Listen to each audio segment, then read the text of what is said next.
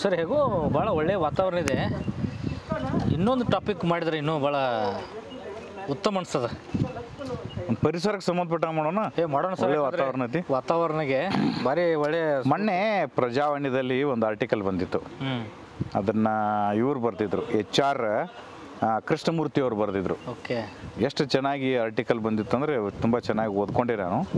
ಹೋರಾಟದ ನೆಲದಲ್ಲಿ ಬದುಕಿಗಾಗಿ ಹೋರಾಟ ಅಂತ ಬಂದಿತ್ತು. ಹೋರಾಟದ ನೆಲದಲ್ಲಿ ಬದುಕಿಗಾಗಿ ಹೋರಾಟ ಅಂತ. ಇವೆಲ್ಲ ನೋಡಿ ಎಸ್ಸೆ ಬರೆಯೋಕ್ಕೆಲ್ಲ ಒಳ್ಳೆಯ ವರ್ಡ್ಗಳು. ಯಾವುದಕ್ಕೆ ಸಂಬಂಧಪಟ್ಟಿತ್ತಂದರೆ ಅದು ಚಿಪ್ಕೋ ಚಳುವಳಿಗೆ ನಾಂದಿ ಹಾಡಿದ ರೇಣಿಯ ಜನರಿಗೀಗ ಪುನರ್ವಸತಿಯದೇ ಚಿಂತೆ, ಹೋರಾಟದ ನೆಲಗಿದಲ್ಲಿ ಬದುಕಿಗಾಗಿ ಹೋರಾಟ. ಅವಾಗ ಎಷ್ಟೋ ಹೋರಾಟ ಮಾಡಿದವರು ತಮ್ಮ ಬದುಕಿಗಾಗಿ ಹೋರಾಟ ಮಾಡತ್ತಾರಂತೆ. ಚಿಪ್ಕೋ ಚಳುವಳಿ ಎಲ್ಲಿ ನಡೆದಿತ್ತು, ಅಲ್ಲಿ ರೇಣಿ ಅಂತಕ್ಕಂಥ ಪ್ಲೇಸು, ಅವ್ರು ಯಾವ ರೀತಿಯಾಗಿ ಪರಿಸರವನ್ನು ಕಾಪಾಡೋದಕ್ಕೆ ಹೋರಾಟ ಮಾಡಿದರು. ಮಾಡಿ ಮರಗಳನ್ನ ಜಾಸ್ತಿ ಮಾಡಿ ಅವ್ರಿಗೆ ಪುನರ್ವಸತಿ ಇಲ್ಲ. ಇಲ್ಲಿಲ್ಲ, ನಮ್ಮ ಪರಿಸರವನ್ನು ಕಾಪಾಡಿದ್ರು ಅವರು. ಓಕೆ, ಆದರೆ ಕಾಪಾಡಿದ್ರು ಇದೇ ಅದು ಓಕೆ. ಆದರೆ ಈಗ ಪರಿಸ್ಥಿತಿ ಏನಾಗಿತ್ತು ಅಂದರೆ ಅವ್ರಿಗೆ ಪಾಪ ಅಲ್ಲಿ ಪುನರ್ವಸತಿ ಸಮಸ್ಯೆ ಆಗಿದೆ. ಅವರು ಅವಾಗ ಕಾಡನ್ನು ಉಳಿಸ್ಕೊಂಡಿದ್ರು. ಹಾಗಾದರೆ ಅದ್ರ ಬಗ್ಗೆ ಸ್ವಲ್ಪ ನಾವು ಡಿಸ್ಕಷನ್ ಮಾಡೋಣ. ಕ್ವಶನ್ಸ್ ಯಾವ ಥರ ಕೇಳ್ತಾರೆ ಅಂದರೆ, ದೇಶದ ಮೊದಲ ಇಕೋ ಫೆಮಿನಿಸ್ಟ್ ಮೂಮೆಂಟ್ ಯಾವುದು ಅಂತ ಕೇಳ್ತಾರೆ. ದೇಶದ ಮೊದಲ ಇಕೋ ಫೆಮಿನಿಸ್ಟ್ ಮೂಮೆಂಟ್ ಯಾವುದು? ಚಿಪ್ಕೋ ಚಳವಳಿ. ಇಕೋ ಫೆಮಿನಿಸ್ಟ್ ಮೂಮೆಂಟ್ ಅಂದರೆ ದೇಶದ ಪರಿಸರಕ್ಕಾಗಿ ಮಹಿಳೆಯರೇ ಮಾಡಿರ್ತಕ್ಕಂಥ ಹೋರಾಟ ಯಾವುದು? ಮೊದಲ ಹೋರಾಟ ಚಿಪ್ಕೋ ಚಳವಳಿ. ಯಾವಾಗ ನಡೀತಂದ್ರೆ 1974 ಮಾರ್ಚ್ 26ರಂದು ಉತ್ತರಾಖಂಡ ರಾಜ್ಯದ ಚಮೋಲಿ ಜಿಲ್ಲೆಯಲ್ಲಿ ರೇಣಿ ಅಂತಕ್ಕಂಥ ಒಂದು ಹಳ್ಳಿಯಲ್ಲಿ ಮರ ಕಡಿಯಲು ಬಂದ ಗುತ್ತಿಗೆದಾರರನ್ನು ಎದುರಿಸಿ ಮರಗಳನ್ನು ತಬ್ಬಿ ನಿಂತು ಪ್ರತಿಭಟನೆ ಮಾಡಿರ್ತಕ್ಕಂತಹ ಚಳವಳಿಯನ್ನು ನಾವು ಚಿಪ್ಕೋ ಚಳವಳಿ ಅಂತ ಕರಿತೀವಿ. ಭಾಳ ಇದು ಫೇಮಸ್ ಸರ್ ಚಳವಳಿ. ನಾವು ಚಿಕ್ಕವರಿದ್ದಾಗ 6-7 ಇದ್ದಾಗ ಸಣ್ಣ ಟಾಪಿಕ್ ಇರ್ತಿದ್ವು ನೋಡಿ, ಚಿಪ್ಕೋ ಚಳವಳಿ ಅಂತೇಳಿ. ಒಂದು ಹೆಣ್ಮಕ್ಳು 4-5 ಜನ ಆ ಒಂದು ಮರವನ್ನು ಅಪ್ಪಿಕೊಂಡು ನಾವು ಪಾಠಗಳನ್ನ ನೋಡಿದ್ದಿದೆ. ಇದನ್ನ ಕ್ವಶನ್ಸ್ ಯಾವ ಥರ ಕೇಳ್ತಾರೆ ಹೇಳ್ರಿ, ನಾವು ಗೆಸ್ ಮಾಡ್ರಿ ನೋಡೋಣ. ಅಂದರೆ ಸರ್ ನೀವು ಯಾವ ಥರ ಪ್ರಶ್ನೆ ಕೇಳ್ತಾರೆ ಚಿಪ್ಕೋ ಚಳವಳಿ ಬಗ್ಗೆ? ಚಿಪ್ಕೋ ಚಳವಳಿಗೆ ಇದೆ ಸರ್. ಈಗ ನೀವು ಪುನರ್ವಸತಿ ಅಂತ ಹೇಳಿದ್ರಲ್ಲ, ಆ ಒಂದು ಬೇಸಿಸ್ ಮೇಲೆ ಒಂದು ಕ್ವಶನ್. ಇದರ ನೇತೃತ್ವ ವಹಿಸಿದವ್ರು ಯಾರು ಇಂಥ ಪ್ರಶ್ನೆ ಕೇಳ್ತಾರೆ? ಗೌರಾದೇವಿ, ಚಾಂದಿ ಪ್ರಸಾದ್ ಭಟ್ಟು, ಸುಂದರ್ಲಾಲ್ ಬಹುಗುಣ್. ಯಾವ ಹಳ್ಳಿಯಲ್ಲಿ ಸ್ಟಾರ್ಟ್ ಆಯ್ತು ಅಂತ ಕೇಳ್ಬೋದು. ಕರೆಕ್ಟ್.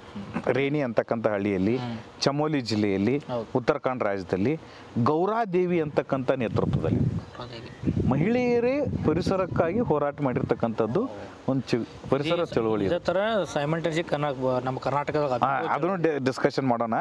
ಅಲ್ಲಿ ಚಾಂದಿ ಪ್ರಸಾದ್ ಭಟ್ ಮತ್ತು ಸುಂದರ್ಲಾಲ್ ಬಹುಗುಣ್ ಅವರು ಕೂಡ ನೇತೃತ್ವವನ್ನು ವಹಿಸ್ಕೊಂಡ್ರು. ಬಟ್ ಸರ್ ಯಾಕೆ ಇದು ಸುಂದರ್ಲಾಲ್ ಬಹುಗುಣ್ ಚಿಪ್ಕೋ ಅಂದರೆ ಸುಂದರ್ಲಾಲ್ ಬಹುಗುಣ್ ಅಂದರೆ ಈಗ ಉದಾಹರಣೆಗೆ ನಾವು ಈ ಮಹಾತ್ಮ ಗಾಂಧೀಜಿ ಭಾರತಕ್ಕೆ ಬಂದ ತಕ್ಷಣ ಅವರು ಬಾರ್ಡೋಲಿ ಸತ್ಯಾಗ್ರಹ, ಆಮೇಲೆ ಕೆಲವೊಂದು ಈ ನೀಲಿ ಬೆಳೆಗಾರರ ಬಗ್ಗೆ ಹೋಗಿ ಸತ್ಯಾಗ್ರಹ ಮಾಡಿದಾಗ ಅಲ್ಲಿ ಹೋಗಿ ಅವ್ರನ್ನ ನಿಲ್ಲಿಸಿ ಆ ಸತ್ಯಾಗ್ರಹವನ್ನು ರಾಷ್ಟ್ರೀಯ ಒಂದು ಸ್ಥಾನಮಾನ ಕೊಡ್ತಾರಲ್ಲ, ಹಂಗೆ ಈ ಗೌರಾದೇವಿ ಮತ್ತು ಟೀಮ್ ಏನು ಮಾಡಿತ್ತಂದ್ರೆ ಚಾಂದಿ ಪ್ರಸಾದ್ ಭಟ್ಟು ಮತ್ತು ಸುಂದರ್ಲಾಲ್ ಬಹುಗುಣ್ ಅವ್ರನ್ನ ಅಲ್ಲಿ ಕರ್ಕೊಂಡು ಹೋಗಿ ಅದಕ್ಕೊಂದು ತೀವ್ರತೆಯನ್ನು ಕೊಟ್ಟರು ಅಂತ. ಬಟ್ ಅದನ್ನ ಸ್ಟಾರ್ಟ್ ಮಾಡಿದವರು ಗೌರಾದೇವಿ ಮಹಿಳೆಯರೇ ಸ್ಟಾರ್ಟ್ ಮಾಡಿದ್ರು. ಅದಕ್ಕೆ ಅದನ್ನ ಎಕೋ ಫೆಮಿನಿಸ್ಟ್ ಮೂವ್ಮೆಂಟ್ ಅಂತ ಕರಿತೀವಿ. ಇದನ್ನೇ ಒಂದು ಇದೇ ಆಧಾರದಲ್ಲಿ ಇದೇ ರೀತಿಯಾಗಿ ನಮ್ಮ ಕರ್ನಾಟಕದಲ್ಲಿ ಅದನ್ನ ಟ್ಯಾಗ್ ಮಾಡ್ತೇನೆ ಕ್ವಶನ್.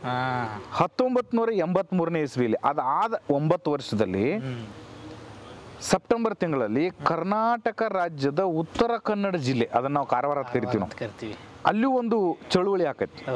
ಯಾವ ಚಳುವಳಿ ಅಂತ ಕರಿತೀವಿ ಅಂದ್ರೆ ಅದಕ್ಕೆ ಅಪ್ಪಿಕೋ ಚಳುವಳಿ ಅಂತ ಕರಿತೀವಿ. ಅದು ಚಿಪ್ಕೋ ಚಳುವಳಿ, ಇದು ಅಪ್ಪಿಕೋ ಚಳುವಳಿ. ಉತ್ತರ ಕನ್ನಡ ಕರ್ನಾಟಕದಲ್ಲಿ ಅತಿ ಹೆಚ್ಚು ಅರಣ್ಯ ಪ್ರದೇಶ ಹೊಂದಿರ್ತಕ್ಕ ಜಿಲ್ಲೆ ಉತ್ತರ ಕನ್ನಡ. ಹೌದು. ಸೊ ಈ ಒಂದು ದ್ಯೋತಕ ಏನಾಗಿರ್ಬೋದು ಅಂತ. ಹೌದು. ಅಲ್ಲಿ ನೋಡಿ ಏನ್ ಮಾಡ್ತಾರೆ ಗೊತ್ತಾ, ಉತ್ತರ ಕನ್ನಡ ಜಿಲ್ಲೆಯಲ್ಲಿ ಕಾಡುಗಳಲ್ಲಿ ರಾಜ್ಯ ಸರ್ಕಾರದ ಅಭಿವೃದ್ಧಿ ಕಾರ್ಯಗಳನ್ನು ವಿರೋಧಿಸಿ ಅವಾಗ ಹೋರಾಟ ಮಾಡ್ತಾರ ಅವ್ರು. ನಾನು ನೋಡಿ 1984 ನನ್ನ ಡೇಟ್ ಆಫ್ ಬರ್ತು, ಒಂದು ವರ್ಷ ಏನೋ ಮೊದಲೇನೆ ಅವತ್ತೇ ಹೋರಾಟ ಮಾಡಿದ್ವಿ. ಸುಮಾರು 41 ವರ್ಷಗಳ ಹಿಂದಿನ ಹೋರಾಟ ಇದು. ಆವಾಗ ಇಲ್ಲಿ ತನಕ ಅಲ್ಲಿ ಒಳ್ಳೆ ಕಾಡುಗಳು ಉಳಿದಿದೆ. ರಾಜ್ಯ ಸರ್ಕಾರ ಅಭಿವೃದ್ಧಿ ಕೆಲಸ ಮಾಡುತ್ತಿತ್ತು ಕಾಡಿನಲ್ಲಿ. ಅದನ್ನ ವಿರೋಧಿಸಿ 38 ದಿನಗಳ ಕಾಲ ಚಳುವಳಿಯನ್ನು ಹಮ್ಮಿಕೋತಾರೆ. 38 days ಈ ಚಳವಳಿ ಒಂದು ಪ್ರಯುಕ್ತನೇ ಮೋಸ್ಟ್ಲಿ ಅಲ್ಲಿ ಅತಿ ಹೆಚ್ಚು ಕಾಡ ಇವತ್ತು ನಾವು ಉಳಿದಿದೆ. ಆಮೇಲೆ ಸಾಲ್ಕಾನಿ ಮತ್ತು ಸುತ್ತಮುತ್ತಲಿನ ಜನ ಸಮುದಾಯದವರು ಕೂಡಿ ಮಾಡಿರ್ತಕ್ಕಂಥ ಈ ಒಂದು ಚಳವಳಿ ಇದೆ. ಅದೇ ರೀತಿ ಈ ಪರಿಸರಕ್ಕೆ ಸಂಬಂಧಪಟ್ಟಿರ್ತಕ್ಕಂತಹ ಇನ್ನೂ ಹಲವಾರು ಚಳವಳಿಗಳದಾವ, ಅವುಗಳನ್ನು ವಿದ್ಯಾರ್ಥಿಗಳು ಕಮೆಂಟ್ ಬಾಕ್ಸಲ್ಲಿ ಕಮೆಂಟ್ ಹಾಕಲಿ. Thank you. Okay, thank you. Thank you.